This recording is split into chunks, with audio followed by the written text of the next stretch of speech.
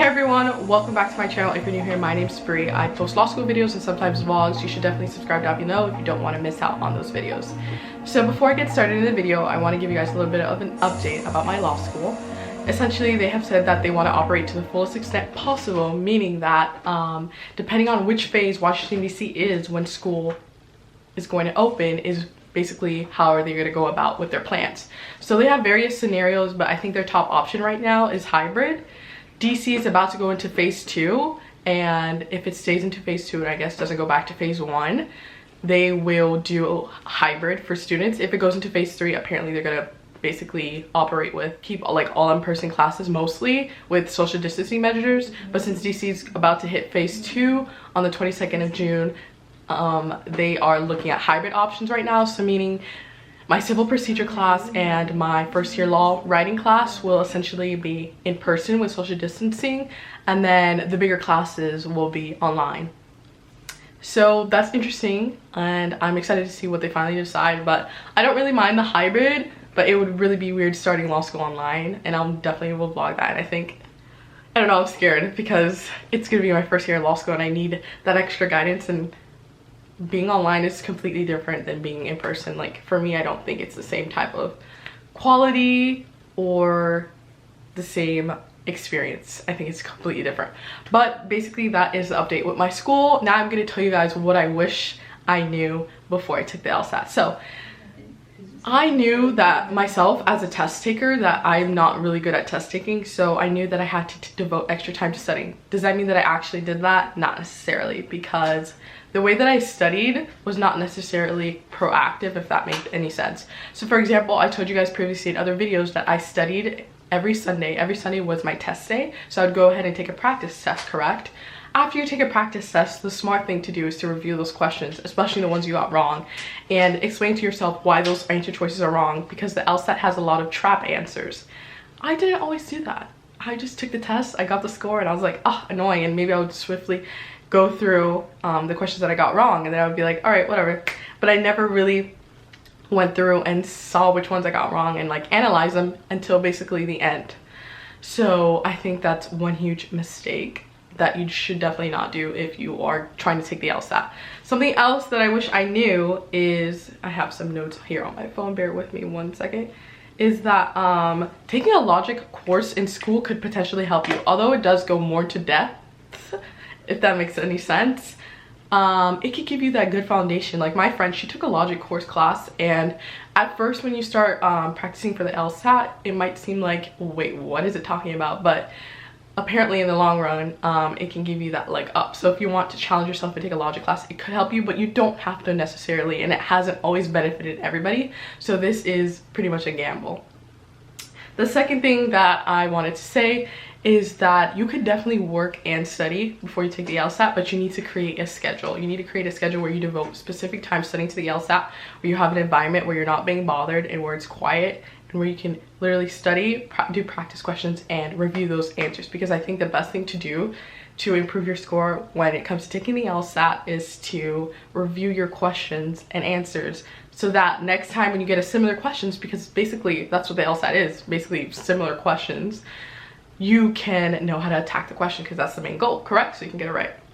The third thing that I have for you guys is that there's no set amount of hours to study. So I can't tell you as a person who's trying to go to law school that you need to study 30 hours a week, because what if you got a 160 and your goal score is a 162? You definitely don't need to study 30 hours a week. Or me, who struggles with standardized testing, 30 hours might be either too excessive or not enough, because I'm not a good test taker. I also think cramming in your time before the Lsat is a horrible idea. So don't schedule your Lsat for a month in advance, and then when you go and take your exam, you see that you didn't do too well. Well, you crammed. How are you supposed to study for the Lsat in under a month and expect to get a good score? That's just not how it works, unless you're literally a genius. Unless you go to like Harvard, Yale, or like a top tier school, then you know, all power to you, because you're probably way smarter than me, so you don't necessarily have to study that as hard. But that's not to say that people who go to other schools won't do it better too. It literally just depends on the person. Each person's Lsat experience is completely different, and what I say worked for myself may not necessarily work for you, but it's something that you can try out. So there's a lot of trial and error when you study for the LSAT, because you don't know what will work. You're literally testing it out and you're seeing if it will work. So I really suggest that you plan ahead, create a study schedule, and don't cram. And I will tell you that you will literally succeed, and review your questions, that you will literally improve your score. There's just no way you can't. Myself, I was stuck basically in a rut for my LSAT score, where literally my score stayed the same. That happens to a lot of people, and it didn't change, but I kept on studying. I just kept on studying and studying and studying. Changed how I studied a little bit. My friends helped me, and I saw that my score improved, and I was like, wait, how? And also I'm gonna make another video for you guys about like how to study for the LSAT. Basically maybe practice test prep courses that you could use, or online books you could read, or Khan Academy, which is free, and like basically how you can attack them and stuff like that. So that video can help people who have like no idea like where to start studying. So I'll definitely make that video, maybe the next video. But based on what you get, for example, like Power Score, I really like the Power Score books, because this guy literally tells you how to guess on the LSAT. Yes, that's the thing. If you don't finish a time, he tells you how to guess on the LSAT. And those can come to your benefit, because if you guess those questions right, you get more points. And there's nothing wrong with guessing if you don't have enough time on the LSAT, because it doesn't count against you. It only works to your benefit. So I definitely do recommend a Power Score book, and I'll go into detail in another video. But those are the major tips that I have, and what I wish I knew before the LSAT. In terms of scheduling your LSAT, I strongly encourage you to study first. Don't schedule yourself for an exam and then start studying. I don't think that's a good idea unless you're very close to your goal score, because you never know how fast or how long it will take you to improve your score. So what happens if you schedule an exam, which happened to me, and you're not ready for that exam? Your score is not going to be good, and law schools will see that score. And my friend, like I said, who's going to apply to NYU, they said they average their scores, which is so, to me, that's a little bit annoying, but it is what it is, and that's what the school's requirements are. You wouldn't like to see that NYU sees that you got a 140 something on this, and then a month later or 2 months later you got a 170. They're gonna be like, how did they go up so much? They're gonna have so many questions, and that's why you're gonna have to write an addendum. I mean, some schools will be like, all right, you know, people make mistakes, people are not perfect, but I rather someone be smart about it and devote time to actually practicing for the exam and getting the score that they want, instead of just taking it thinking that they studied and they were good. So that was one of my biggest mistakes, because I scheduled the exam before I started studying.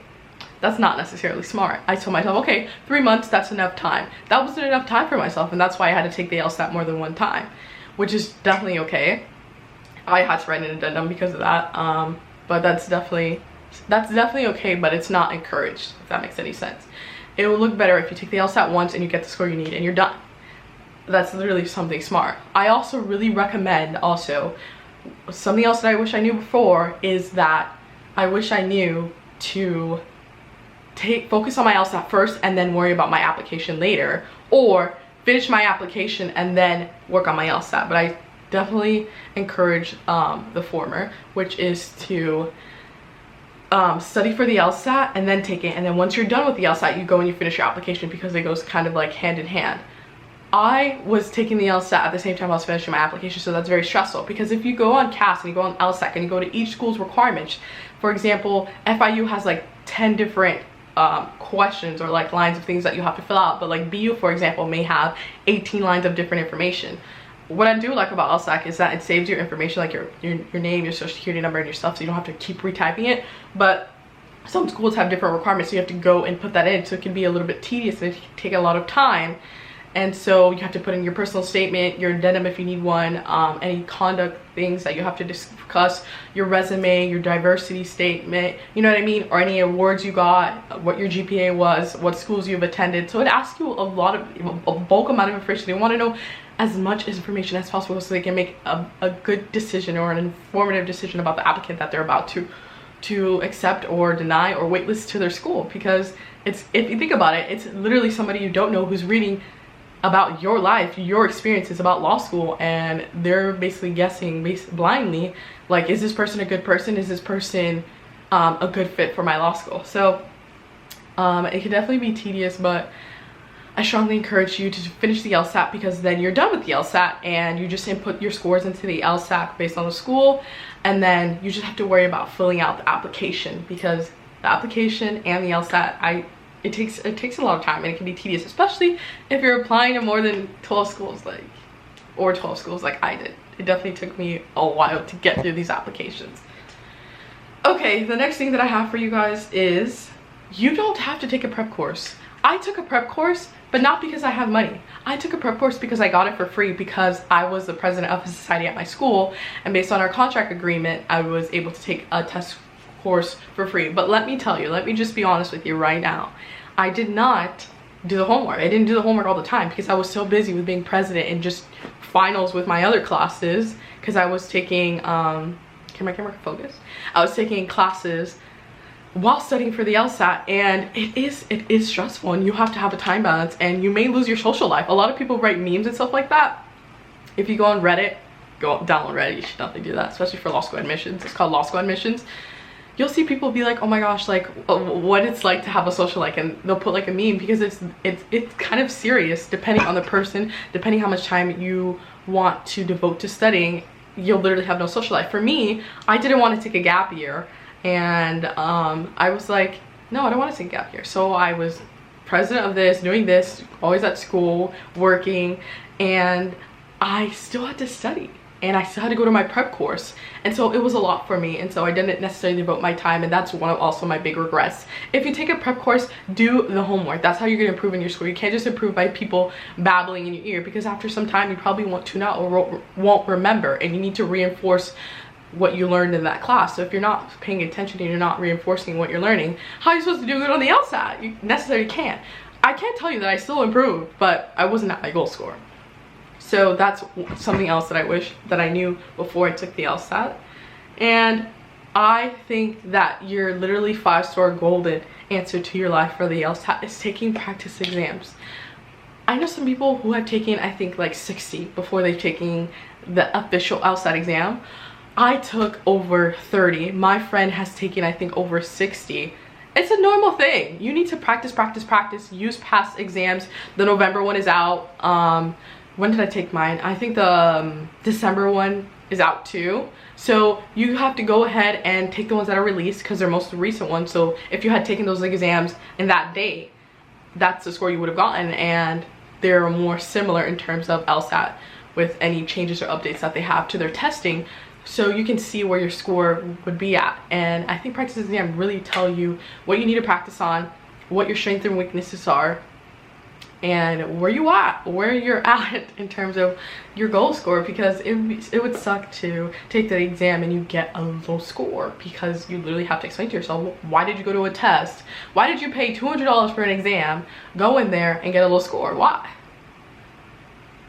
Then you have to explain that to yourself. I completely understand that. That is definitely something that occurred. That happened to me. But schools want to know why. They want to know everything. So you have to tell them everything. You have to be like, I didn't prepare, or I overestimated, or I had testing anxiety, or my tablet didn't work. Those are all scenarios that happen to people. There have been scenarios where people have taken tests on the test day, and something happens with the LSAC center or the proctors or the computer itself, the little tablet that you take it on, because it's online now, and LSAC has had to write a letter or attach it to people's LSAC applications to the schools and telling them that, oh hey, yeah, this error did occur on test day, and because of that, that can negatively impact somebody's score. Do you know what I mean? So these are all factors that do happen, but you need to put them in the back of your head and not really stress about test day, which I'll probably make a whole video about that too, because it is very scary. But these things happen, and they suck, but they happen. But you'll be fine, and it's not gonna happen to you. Okay, the last thing that I think I'm going to talk about, or a couple of more things that I have for you, is the essay. So you'll have an essay on the day of the LSAT, but it's not scored. Law schools read your essays. I know some law schools, I think, don't even look at it, or they brush through it, but they want to see how you are as a writer.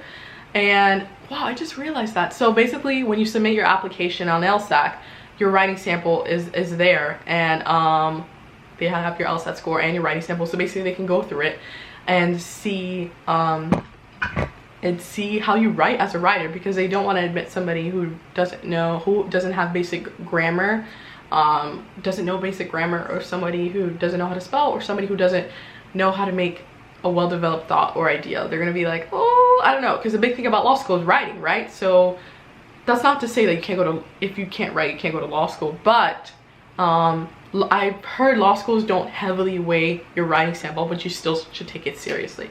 I've heard some people don't read it. I've heard some people read it and are like, okay, or some people read it and they're like, it literally depends on the school, and I could not tell you, but I do encourage you that if you have any networking events or any of the schools have open houses, to go and ask the admissions reps. That's one thing that I took advantage of in my high school. We had so many like events and stuff like that with literally all the schools that I applied to. I literally talked to the admissions rep, and I think that's why I got waitlisted out of school, because I spoke to one of the admissions reps and I had him speak to my organization.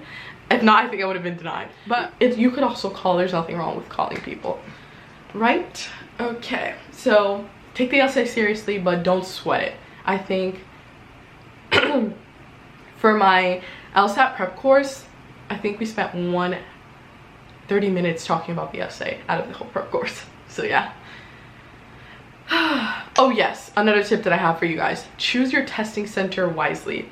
I think there's a huge difference between having a test in a conference room, a huge like ballroom, versus a classroom. I feel like the classroom feels more easy to feel at home and like an environment you're used to, rather than a ballroom. It's like, who goes to a ballroom from day to day? No, nobody. So if you have test anxiety or you get nervous easily, carefully consider the environment that you're going to, or possibly see if you pick a place that you can go and you could visit it, so that when you go there on test day, you don't feel nervous because you've been there before and it's not something new to you, because that could definitely affect your score. Do not study for the LSAT late at night. I mean, it works for some people, but I don't encourage you just sitting there studying for the LSAT late at night every single day, because that's basically cramming and that's not good for your head and how you're supposed to retain information, and you need a good night's sleep. So I'd strongly discourage from late night studying that I have for you guys in terms of what I wish I knew before I started the LSAT. These are really good tips. I think that if you use them and you remember them day to day when you're studying for the LSAT, you will be a successful person studying for the LSAT. I know it's a lot of pressure, especially for people. A lot of people say, I want to go to good school, I want to go to good school, I want to go to good school. Well, you need to weigh the pros and the cons, you need to weigh the cost, and you need to take these tips so that you can get the score that you want. Because guess what? You fill out your application, you fill out all those stuff, but if you don't have a good score, how are you gonna get into that school? I mean, it is a possibility, because for me in GW, I don't think I would get in, but your LSAT score is a big chunk of your application. So if you don't take the correct steps to study and adjust correctly to a schedule, then you're in for some trouble. And some people wing it, some people don't, but I suggest planning ahead, which is super important so that you excel. So that's basically it for my video. I hope you guys are staying safe and are healthy, and I'll see you guys in my next video. Okay, if anybody's going to law school and is watching my video, comment down below which law school you're going to.